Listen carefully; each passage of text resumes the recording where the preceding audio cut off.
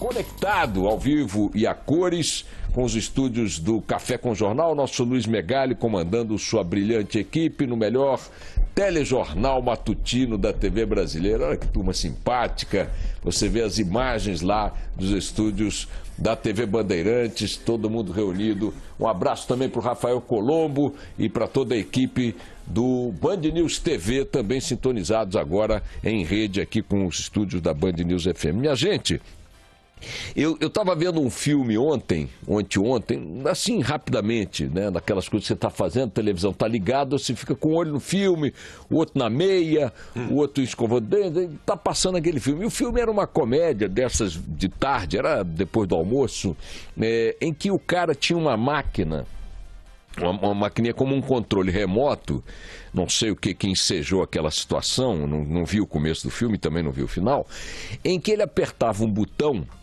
e as coisas ao redor dele, a realidade daquele momento avançava. Ou então recuava. Ele podia voltar para trás para desfazer alguma bobagem que tivesse feito. Ilha Eterna de uma Mente Sem Lembrança? Será? Não, era uma comédia boba. Ou então ele apertava o botãozinho e aquele controle remoto fazia com que a situação avançasse. Então, quando ele percebia, por exemplo, que a mulher dele entrava no escritório dele na casa lá para brigar com ele por alguma coisa que ele não estava fazendo, acho que é Clique o nome, a Letícia Curatomi, que é especialista em comédias americanas, falou, o filme chama Clique. Ele apertava o botão e a mulher que ia brigar com ele, brigava, mas ele já passava para o momento seguinte, a briga já tinha terminado, já estava naquela hora da reconciliação, etc e tal.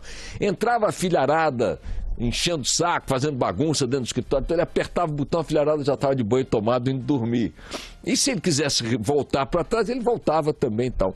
E eu confesso a você que nós devíamos ter, hoje, lançar um programa nacional com todo o esforço financeiro que possa ainda ser realizado para a Bolsa Clique. Distribuir um clique desse para cada brasileiro, porque a sensação que eu tenho é que Tatiana chegou aqui hoje e disse, como é difícil acordar com o mundo caindo à minha volta. É uma sucessão de acontecimentos num ritmo feérico que mal se consegue consolidar uma linha de raciocínio, uma abordagem qualquer. Está aí as imagens do filme Clique na TV Bandeirantes passando agora. Então, tudo é uma maravilha quando você avança ou retrocede, recua no tempo, não é verdade? Hoje, a sensação que a gente tem lendo os jornais é que o mundo começou a desabar ontem. Quando, na verdade, se você lesse os jornais de ontem, parecia que o mundo tinha começado a desabar anteontem. E se lesse os de anteontem, e assim sucessivamente, porque todo dia é um desabar, é um avalanche de acontecimentos que nos coloca ainda mais perplexos diante de tudo que acontece, não apenas no governo, embora principalmente nele, mas na política como um todo. Ontem tivemos a divulgação do amplo teor da denúncia de delação premiada do Delcídio do Amaral, que isto já tinha antecipado em vários trechos, em 2 edições sucessivas, e que ontem foi divulgado seu teor, a íntegra, com autorização da Justiça. Nessa íntegra veio à tona a bomba do dia.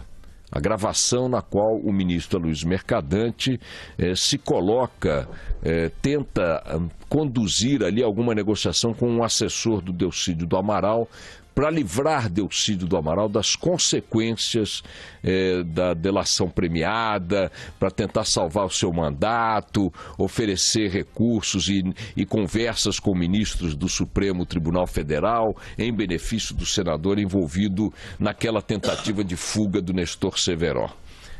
Muito bem.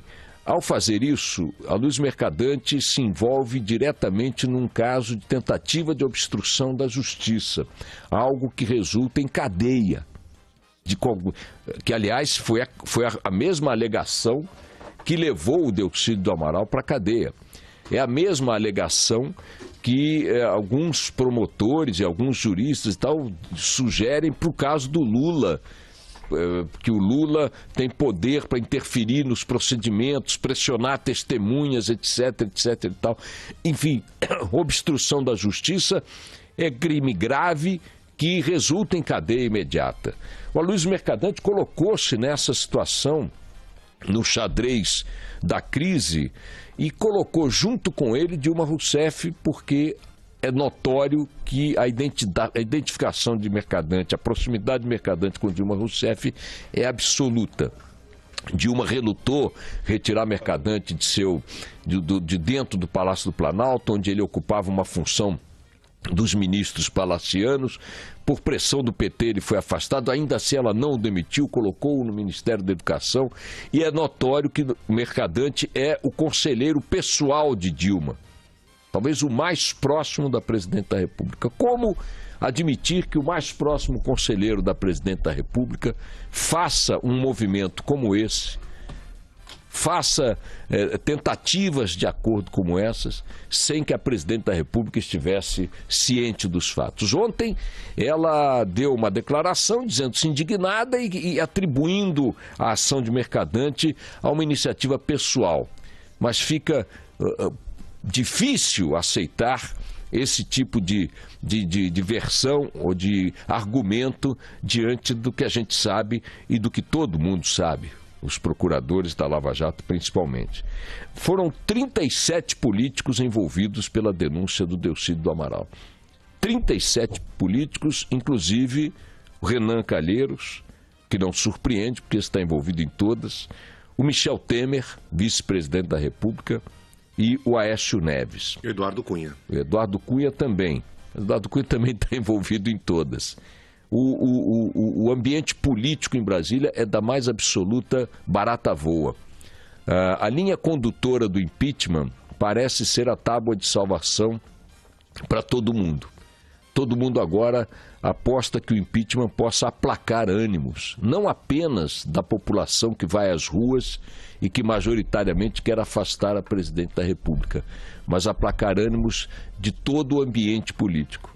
O grau de envolvimento direto, indireto, notório, provável, o grau de suspeitas parando sobre tal quantidade de agentes políticos no cenário brasileiro faz com que comece a surgir um consenso que não havia de forma tão clara até então, de que é preciso dar o passo do impeachment para que as coisas, o ambiente desanuvie, não necessariamente para melhorar a situação do país, melhorar principalmente a situação da política do país.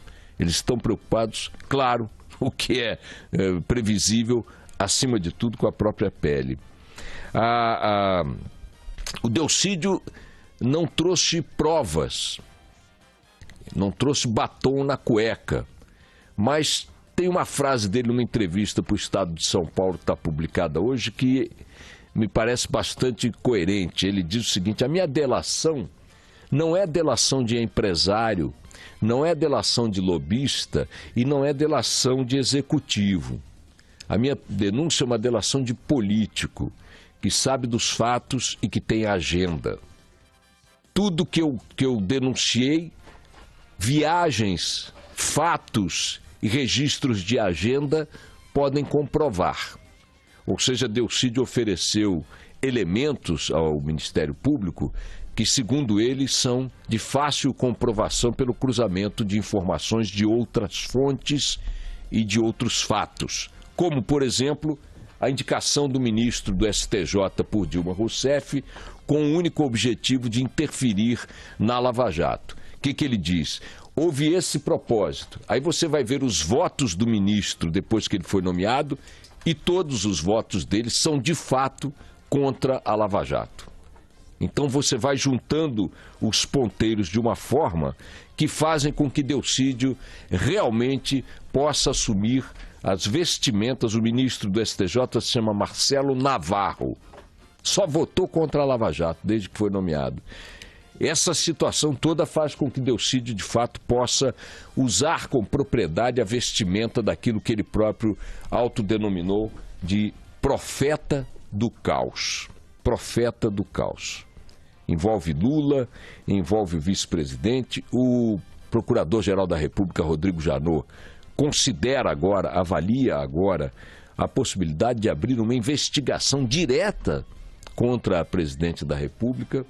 E todos esses fatos somados, a gravação, a denúncia, a delação premiada, a polêmica em torno de Lula, do desenvolvimento de Lula, a entrada de Michel Temer num processo, enfim, tudo isso faz com que o ambiente político produza aquilo que precisaria produzir depois das manifestações.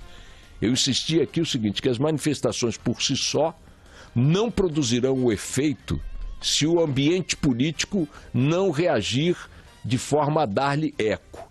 Para que esse ambiente político haja de forma a dar-lhe eco, é preciso algo além da simples vontade política, porque o governo é muito forte por natureza, qualquer governo é muito forte por natureza.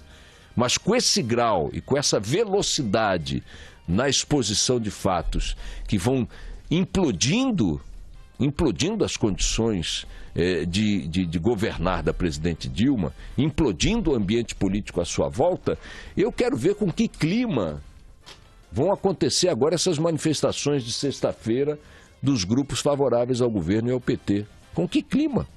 Nesse ambiente de decomposição acelerada que os fatos estão tomando. Vamos ver, a semana ainda nos reserva, como diz o Delcídio do Amaral, ainda vem muita coisa por aí. Acho que vem mesmo. Vamos lá, toca o barco.